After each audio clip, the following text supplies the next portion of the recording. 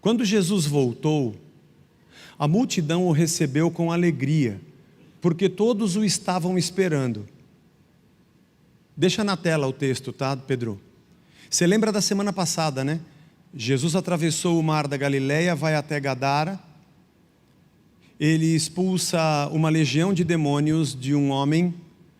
A legião de demônios vai para uma manada de porcos que se precipita. Ele enfrenta uma tempestade no meio do caminho. Os discípulos têm uma tempestade dentro deles e tem um gadareno com um terremoto dentro dele. Mas a população da cidade pede educadamente para Jesus ir embora, porque aquilo atrapalha os negócios, atrapalha o rebanho. E Jesus conseguiu acalmar a tempestade do mar, a tempestade no coração dos discípulos, a tempestade dentro do gadareno, mas ele não consegue obrigar gente a crer. É mais fácil acalmar o mar do que converter um coração. A conversão é a coisa mais importante. Converter um coração é mais difícil do que acalmar uma tempestade ou expulsar um demônio. Aí Jesus volta, e quando Jesus voltou, estamos agora no texto, continuando da semana passada, tinha uma outra multidão esperando ele. E veio um homem chamado Jairo, que era chefe da sinagoga. Prostrando-se aos pés de Jesus, suplicou-lhe que fosse até a sua casa, pois tinha uma filha única, de uns 12 anos, que estava morrendo. Enquanto Jesus caminhava, as multidões o apertavam. Certa mulher, que havia 12 anos também, vinha sofrendo de uma hemorragia. 12 anos. Sabe o que é começar um período menstrual e demorar 12 anos? Ela estava há 12 anos com hemorragia. Você pode imaginar o tamanho da anemia que essa mulher enfrentava? Da fraqueza, da vulnerabilidade que ela tinha a qualquer outra enfermidade pelo estado que ela estava. Ela já havia gastado todos os seus bens com os médicos, a medicina da época, o que se conhecia na época, sem que ninguém a pudesse curar.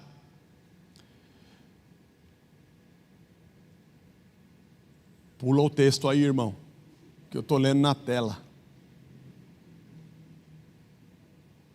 Tudo bem, eu sigo aqui. Acho que travou lá. Foi. Ela veio por trás de Jesus e tocou na borda da capa dele. E logo a hemorragia dela estancou. Mas Jesus perguntou: quem me tocou? Como todos negassem, Pedro disse: mestre, é a multidão que te rodeia e te aperta, está todo mundo te tocando. Mas Jesus insistiu: alguém me tocou, porque senti que de mim saiu poder. A mulher, vendo que não podia passar despercebida, aproximou-se trêmula e, prostrando-se diante de Jesus, declarou à vista de todo o povo o motivo por que havia tocado nele e como imediatamente tinha sido curada. Então Jesus disse para ela: filha, a sua fé salvou você. Filha, a sua fé salvou você. Vá em paz. Guarde essa frase. A sua fé salvou você. Vá em paz. Enquanto Jesus ainda falava, veio uma pessoa da casa do chefe da sinagoga, que estava com ele, estavam andando para a casa do chefe da sinagoga. Parece a semana passada. Enquanto ele está indo para Gadara, acontece uma tempestade. Enquanto ele está indo com o chefe da sinagoga para casa, acontece esse caso da mulher que toca. Enquanto ele estava indo lá, e chegou um cara e disse para ele assim: olha, a sua filha já morreu, viu, Jairo? Não incomode mais o mestre. Mas Jesus, ouvindo isso, disse a ele: não tenha medo, apenas creia, ela será salva.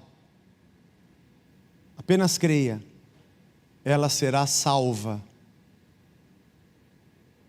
Só crê, ela vai ser salva.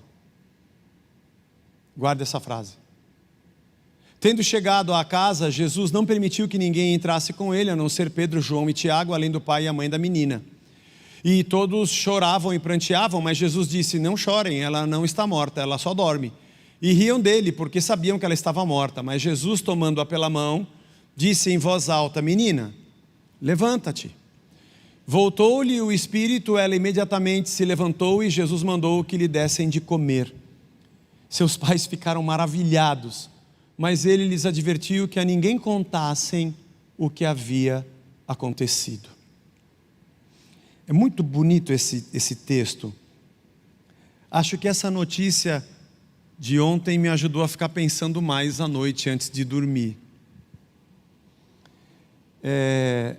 A mulher tinha um fluxo de sangue, uma hemorragia já há 12 anos. Interessante, né? A notícia acontecer bem na semana que eu vou pregar sobre isso, mas deixa para lá. Jesus chega de volta na sua cidade, tem uma multidão e as pessoas começam a apertá-lo. Primeiro vem o chefe da sinagoga, porque a sua filha está quase morrendo e ele está muito desesperado. Acho que ele não tinha mais aonde correr. O texto não diz, mas ele era o chefe da sinagoga. Ele era um homem influente na cidade. Se aquela mulher, e a mulher, é difícil ser mulher no mundo. É difícil ser mulher na vida. A lei para o povo judeu na antiguidade dizia que eles deveriam cuidar do órfão, da viúva, do necessitado e do estrangeiro. Eram os 4 vulneráveis. Porque a mulher era apenas um objeto. Era uma propriedade. O homem podia ter ou descartar. Não era muito diferente dos dias de hoje. Não era muito diferente do que a gente assiste nos dias de hoje.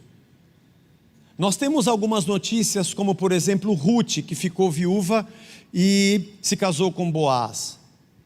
Nós temos a notícia, por exemplo, de Raabe, que era uma prostituta e acabou entrando na linhagem de Jesus. Mas a mulher abandonada ou viúva geralmente ficava só, para sempre. Por isso a lei dizia: cuide da viúva, não seja como os outros povos. Para quem usa o evangelho para dizer que a mulher tem que ser capacho, não entende a palavra de Deus. A lei já ia no contrário do que a humanidade ia. Como eu disse aqui, para quem usa 1 Timóteo ou 1 Coríntios 14 ou Efésios capítulo 5, para tentar dizer que a mulher é submissa e que ela é um capacho, precisa ler o texto todo. E qual o contexto do que Paulo está dizendo? Para entender o Gênesis, que Deus criou a mulher para ser uma ajudadora correspondente e estar lado a lado com o homem. É quando o homem peca que Deus diz à mulher: você vai dar à luz com dores de parto e o teu desejo será para o teu marido e ele te governará. Coitada da mulher, porque quando veio o pecado, o homem passou a governá-la. Isso é o fim do mundo. Portanto, quem lê as escrituras para dizer que a mulher tem que ser capacho, é um machista religioso que quer distorcer a palavra de Deus e dizer que ela é subserviente ou um animal de uma espécie inferior. Mas enfim, se essa mulher já tinha gastado tudo com médicos e não tinha tido condições de se curar, eu imagino o quanto esse homem dono chefe da sinagoga, não dono, mas o principal da sinagoga, deveria também ter feito pela sua filha sem conseguir curá-la. O texto diz que os dois fizeram a mesma coisa. Tanto ele se ajoelhou diante de Jesus, dizendo que a sua filha estava enferma, quanto a mulher, que quando Jesus disse: quem me tocou, também se prostrou diante dele e disse: fui eu. Os dois se prostraram diante de Cristo. Interessante. Outra coisa interessante é que os dois romperam grandes barreiras de preconceitos culturais. Primeiro, porque a mulher não podia nem se dirigir a um homem em público, quanto mais tocá-lo. Mas ela, no seu desespero, ela enfrenta qualquer tipo de barreira. Ainda mais que Jesus estava ali como um rabi ou como um profeta. Ela se aproxima e toca no seu vestido.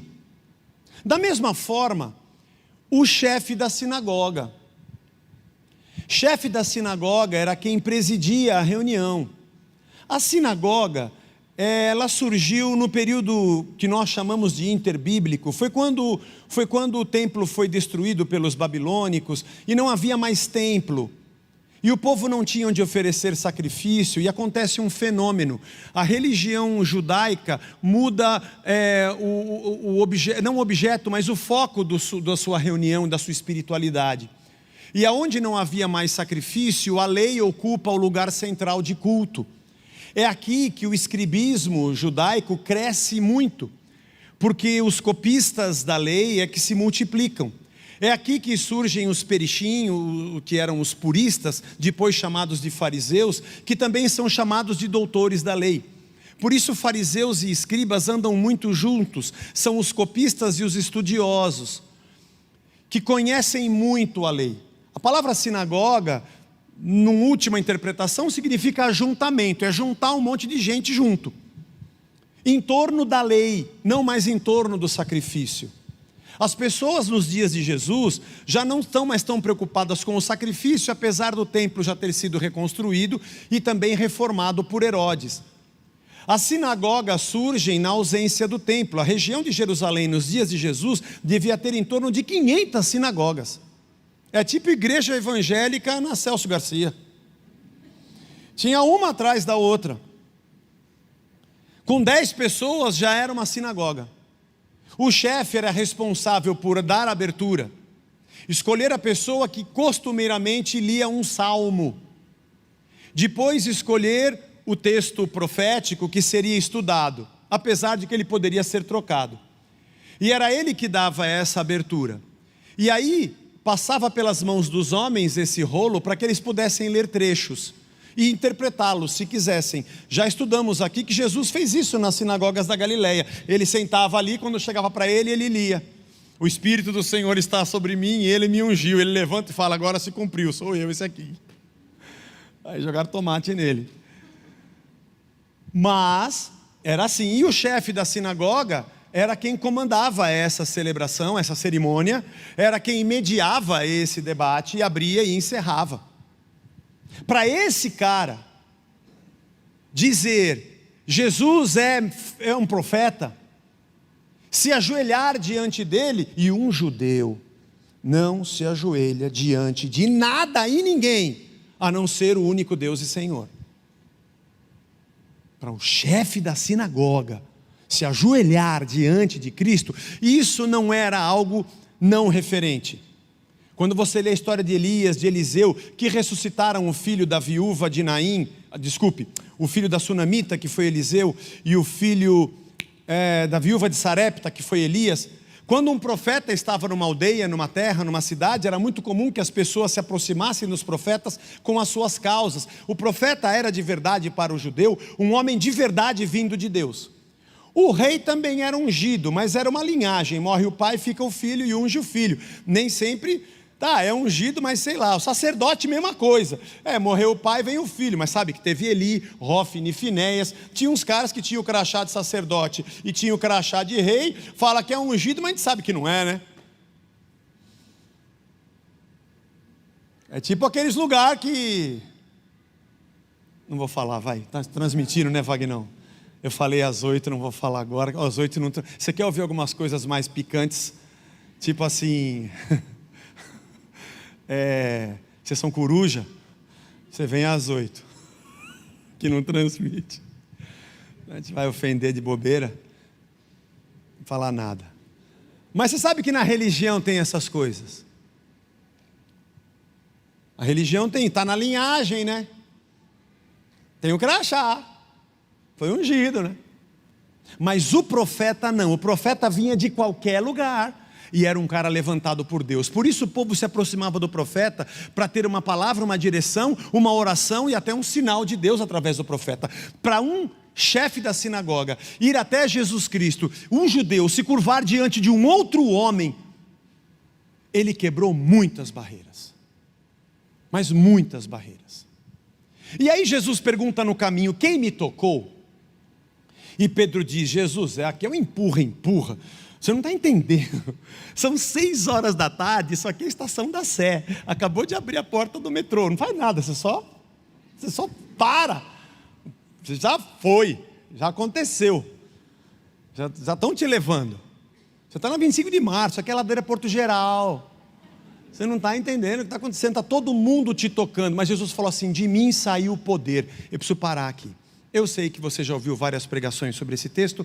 Eu também, em outra encarnação, já preguei muito sobre esse texto. Se você tem um DVD, um CD daquela época, quebre.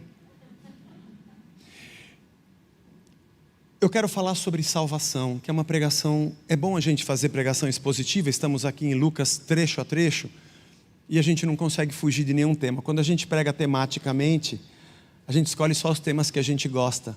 Mas quando a gente decide pregar expositivamente, a gente prega o que Deus gosta. Hoje o tema é salvação. Por que Jesus ficou espantado? Porque dele saiu o poder. Ele ficou espantado porque dele saiu o poder. Quando a menina também é ressuscitada, todo mundo fica maravilhado. E Jesus fala assim: dá alguma coisa para ela comer. Acho que a última coisa que alguém diria naquela hora é: você quer um cachorro quente?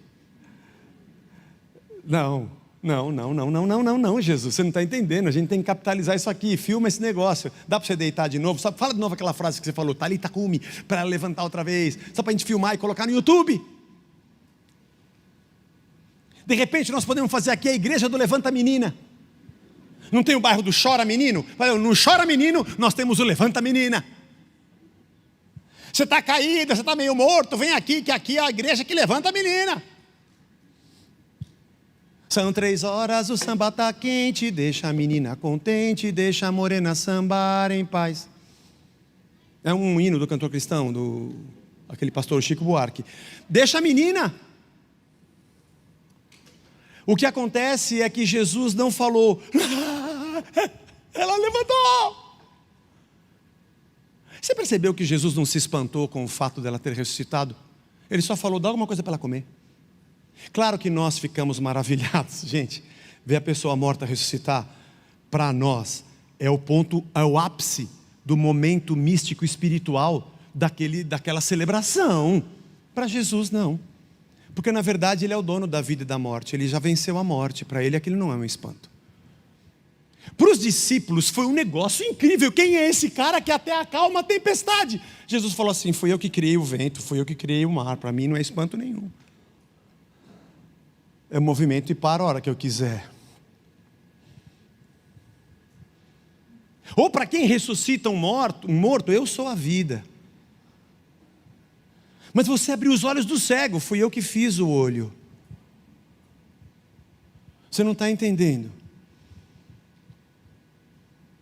Eu gostaria que você lesse os evangelhos com muita calma. Entre no caminho das letras, irmão. Quando começa, Gé? A hora que você quiser. As aulas estão todas gravadas. Entra lá em Mateus, começa a estudar. Estuda a palavra. Eu nunca vi Jesus fazer festa por causa de um milagre. Nunca vi. Estudando esse texto eu tentei lembrar, e eu já li muitas vezes os evangelhos. Quando foi que Jesus saltou ou fez festa por um milagre? Eu sei que você já ouviu pregação, e talvez você esperasse quando eu lesse esse texto que dissesse: hoje você vai levantar a tua mão e você vai tocar, toca nesse manto que vai sair poder. O centro-chave desse texto não é o tocar no manto. É Jesus dizer: saiu poder daqui. Que poder saiu de Jesus? Por que aquela multidão estava em torno de Jesus? Porque cria que ele fazia milagres. Já tinham visto ele acalmar a tempestade, já tinham visto ele expulsar demônio, já tinham visto ele curar a sogra de Pedro, já tinham visto ele ressuscitar o filho da viúva de Naim, tocar num leproso, fazer um paralítico andar. Aliás, esses capítulos de Lucas, ele vem descrevendo um monte de milagres. O povo estava lá porque cria que ele fazia milagres. A chave desse texto não é ter fé, todo mundo ali tinha fé. Eu vou te falar uma outra coisa, irmão, agora é o Zé falando, tá? Mas eu não estou falando só por causa desse texto, eu estou falando por conta de todo o evangelho. Eu acho que muita gente ali foi curada naquele dia. Porque a Bíblia diz que depois da ressurreição, quando Pedro começou o seu ministério na liderança da igreja nascente em Atos dos Apóstolos, de que quando ele andava, a sua sombra colocavam pessoas enfermas nas calçadas e a sombra de Pedro curava. Você acha que aquela multidão que encostava em Jesus não era curada? Eu tenho certeza que era. Ou tipo assim, não deu certo, não pegou. Dá licença, caramba, não aconteceu nada.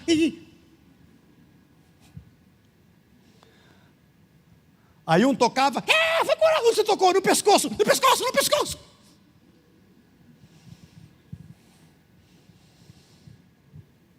Eu acho que muita gente foi curada ali. Deus não tem problema com milagre. Quando ele disse, quem me tocou, de mim saiu poder. Que poder é esse? Por que Jesus Cristo veio ao mundo demonstrar o seu poder?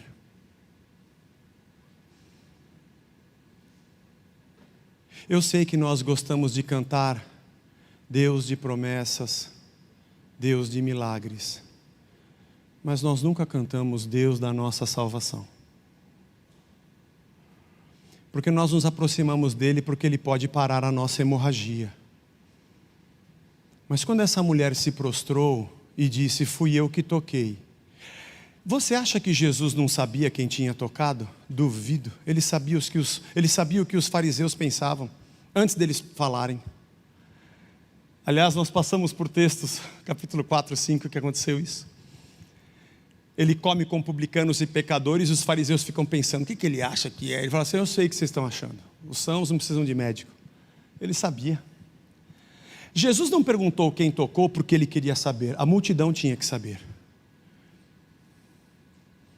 Deus sabe de tudo. E quando aquela mulher se ajoelha e conta o que aconteceu com ela, talvez não tenha sido espanto para as pessoas, porque eu acho que muitos ali foram curados. Mas eu acho que de verdade o que chamou a atenção de Jesus foi exatamente a frase que ele disse, a tua fé te salvou. Eu vim morrer na cruz para a sua salvação. Estava brincando aqui no culto das 8. Quando a gente é jovem, eu oro para que Deus me dê um emprego muito legal, que eu ganhe bastante dinheiro, que eu possa ir para a Disney, curtir junto com os meus amigos. E aí eu oro para conseguir passar no concurso e entrar naquela grande empresa. Mas depois de alguns anos, eu oro para Deus me tirar daquela empresa, eu quero me aposentar rápido. E eu não preciso ter dinheiro para viajar para lugar nenhum. Eu oro para Deus não mandar ninguém na minha casa, porque eu estou de pantufa e de meia, quero assistir o filme e quero que ninguém me enche o saco. Milagres são diferentes em épocas diferentes para pessoas diferentes. Deus nos abençoa, Ele nos ouve, Ele estanca a nossa hemorragia.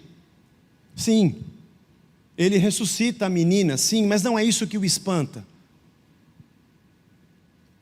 Qual o motivo da sua oração hoje? Senhor, abençoa a minha família, abençoa a minha casa. Talvez você possa orar para que o seu marido tenha um bom emprego, e nós vamos orar nesse meio dessa pandemia, tudo o que aconteceu, para que Deus abra portas. Eu oro pelos meus filhos, é formatura, é arrumar o trabalho, mas sabe o que eu mais me preocupo? Vou confessar aqui. Senhor, que eles casem com, minha filha casa com um moço bem crente, meus filhos casem com uma moça de Deus, salvos. Se vierem meus netos, que eles sejam tudo do Senhor, nesse mundo maluco, salvos, novas criaturas, conheçam o teu evangelho. Eu sei que você que é jovem quer arrumar uma menina bonitinha e um cara bonitinho, mas o teu pai só quer que ele seja salvo. Pode ser feinho, pode, não tem problema não. Mas ele seja salvo, nova criatura, novo coração, mente de Cristo, vida renovada. Porque o milagre que você precisa hoje, amanhã você não precisa mais. Tem uma cantora gospel, já é falecida, chama Elis Regina. Ela cantava uma música que dizia: o que há algum tempo era novo, jovem, hoje é antigo. É muito difícil pregar essas coisas, porque a gente tem que ser muito honesto com o que aconteceu no texto. E não é muito bem o que as pessoas às vezes querem ouvir. Mas o meu irmão sempre diz assim: ninguém vai sair vivo dessa, irmão.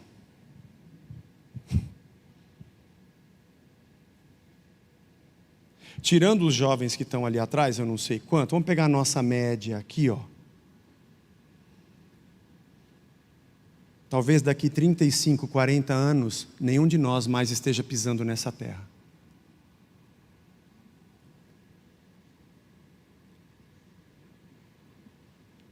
É a natureza. Eu não sei se Jesus faria mais festa por um ponto que tenha acontecido ou pela verdadeira salvação. A minha vida está em Deus, a minha vida está em Cristo, a minha vida é dele, a minha vida é do Senhor.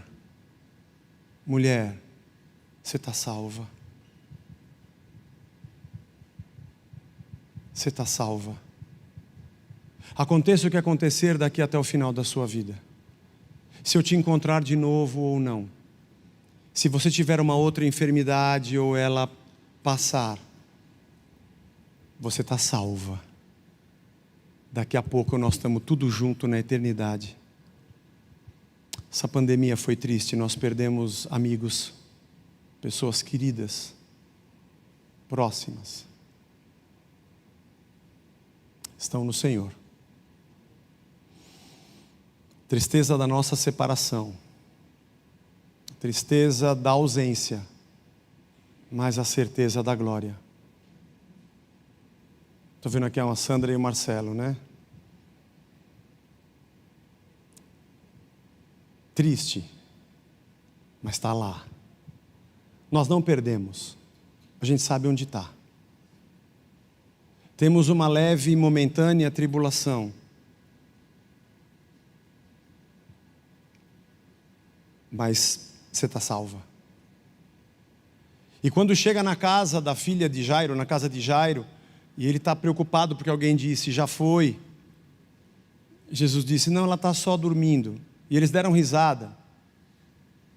Bom, para quem é o Senhor da vida, o Senhor eterno, que existe antes da vida existir, porque Ele é o Criador da vida, não tem problema em dizer, para você está sem o Espírito, vai voltar o Espírito. O texto foi escrito por Lucas do jeito que ele entendeu. Mas para quem é o Senhor da vida, Ele é a própria vida, como é que ela perdeu a vida? Eu estou aqui. Como ela está sem vida, se a vida, o caminho, a verdade e a vida estão aqui diante dela? Menina, levanta. E eles ficaram maravilhados, e Jesus disse, dá alguma coisa para ela comer. Onde a gente vai agora? Você acha que Jesus é insensível com a alegria das pessoas? Não, Ele é muito sensível, por isso Ele foi até lá. Mas Ele disse para o pai, creia, porque ela vai ser salva. Ela vai ser salva.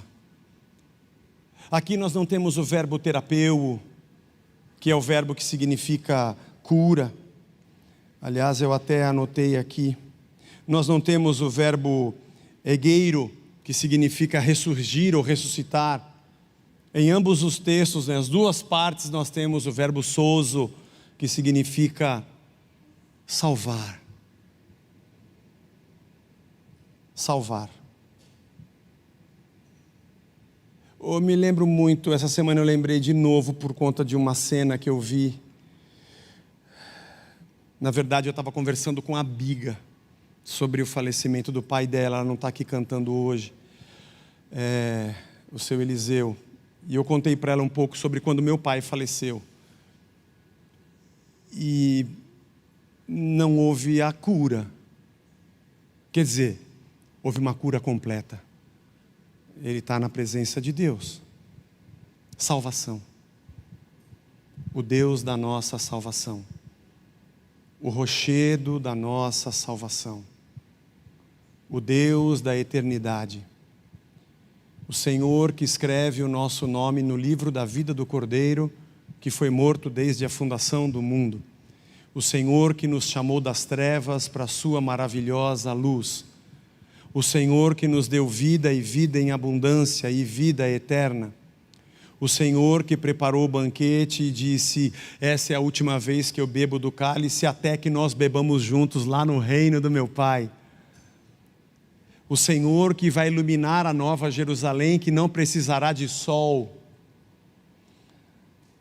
O Senhor que nos marcou com o sangue e nos comprou para si. O Senhor que nos tirou da perdição e nos fez parte do seu corpo, do qual Ele é o cabeça. O Senhor que nos tirou de uma condição de rebeldia para uma condição de adoração e contemplação, e nos chamou de filhos a partir do sangue do seu Filho. O Senhor que fez de nós morada do seu Espírito, para transformar nossa mente e coração, e nos chama de novas criaturas, e diz que somos nascidos de novo para uma nova vida. Isso emociona muito pouco a gente. Claro, os sinais são mais emocionantes, mas eu preciso ensinar você a fincar os teus pés nas raízes da salvação, e ser muito honesto com você. Vai ter dia que a hemorragia vai parar, vai ter dia que ele vai chegar e ressuscitar a filha naquele momento, enquanto a outra vai demorar 12 anos para acabar a hemorragia. Eu não sei o que nos espera, eu só sei que somos salvos. Sim, na cruz, sempre me glorio, até que enfim eu vá descansar, salvo, além do rio. Cantei muito esse hino. O Deus da nossa salvação, o Senhor que nos comprou, que nos chamou para si. Somos muito gratos a Deus por todas as vezes que podemos assistir uma hemorragia cessar. Agora de manhã aqui estava a dona Nair, que ficou 1 mês entubada. Estava aqui, muito felizes. Mas a grande alegria é que somos salvos. Eu quero encerrar com uma imagem que nunca saiu da minha cabeça desde 1996. A primeira vez que eu preguei esse texto, que está lá em Mateus, quando Jesus manda 70 discípulos de 2 em 2 pregarem nas casas. E muitos sinais acontecem, e pessoas são curadas. E quando os discípulos voltam, eles vêm contando para Jesus e falam: Senhor, até demônios se submeteram a nós. E Jesus falou assim: eu sei. Enquanto vocês pregavam, eu vi Satanás caindo do céu. Não obstante, Jesus disse: não se alegrem, porque os demônios vos submetem, se vos submetem. Alegrai-vos, porque o vosso nome está escrito nos céus.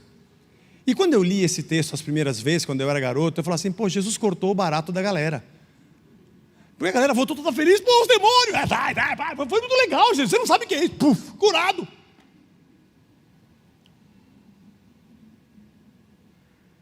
Foi incrível, Jesus. E ele falou: eu sei, eu vi Satanás caindo, tipo pica-pau, o barril, sabe? Eu vi o Satanás caindo. Vocês foram demais, bate aqui. Mas eu não queria que vocês fizessem festa por isso, porque na cabeça de Cristo, daqui a pouco nós estamos em Jerusalém, daqui a pouco eu sou preso pelos homens, daqui a pouco, Tomé, você não vai acreditar, e o Judas ali é o que vai me trair, e você, Pedro, que está pulando e dando esses pulos de alegria, é o que vai me negar, e vão me chicotear, e vão me cuspir, e vão me crucificar. Não fique feliz porque uma coisa boa aconteceu, e tão triste porque aconteceu uma coisa ruim. É bom quando coisas boas acontecem, é péssimo quando coisas ruins acontecem. E Jesus disse para eles: fiquem sempre felizes, porque o nome de vocês está escrito na glória. É por isso que eu e você estamos aqui, porque fomos comprados por um alto preço. Alguns com dores, alguns com alegrias, mas todos nós a caminho da cruz, a caminho da eternidade, porque os nossos nomes estão lá. Pode levantar, mulher. Eu sei que você veio aqui só para fazer a compra do leite ninho. Não, mas você é a milésimo cliente do nosso e ganhou a vida inteira de compras grátis. Eu sei que você veio aqui porque ela estava doente, a menina, mas agora ela está salva. Eu sei que você veio aqui por causa do fluxo de sangue, de hemorragia. Levanta, porque agora você está salva. Agora você é de Cristo. Tem muita gente nesse mundo, com muita alegria, fazendo muita festa, mas toda semana ele busca uma nova festa, porque ele ganha a cura da lepra, mas ele não é aquele único que volta para dizer, tu és Senhor. Porque dos 10 leprosos, 9 foram só curados, mas um ganhou a salvação. Deus nos abençoe a vivermos a vida devotados ao Senhor da nossa salvação. Vamos ficar de pé.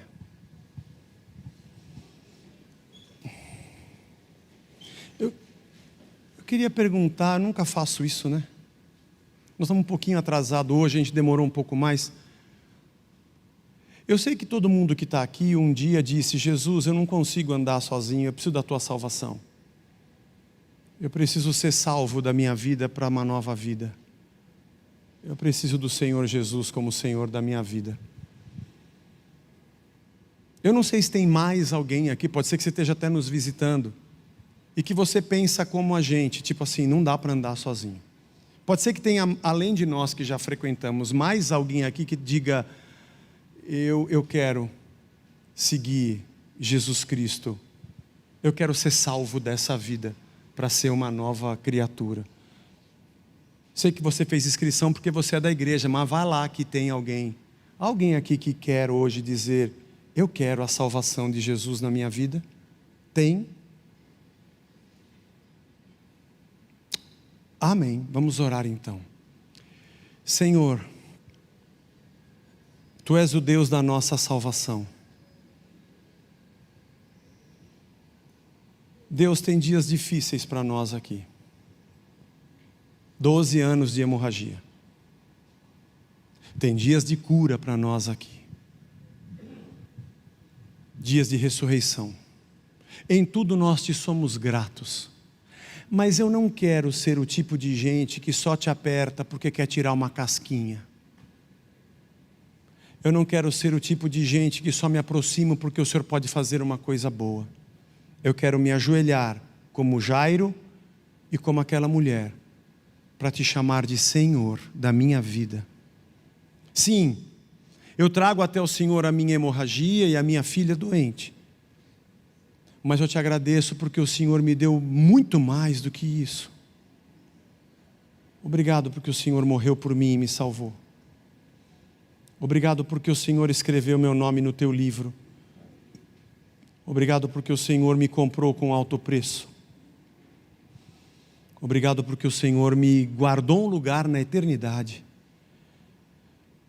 Obrigado porque o Senhor me fez parte do teu corpo, me fez sentar na tua mesa, me chama de filho, habita em mim pelo teu Espírito, me deu uma nova vida, um novo coração, a mente de Cristo, nos fez irmãos, filho do mesmo Pai, tua família nessa terra. E somos nós que nos alegramos com quem se alegra e choramos com quem chora.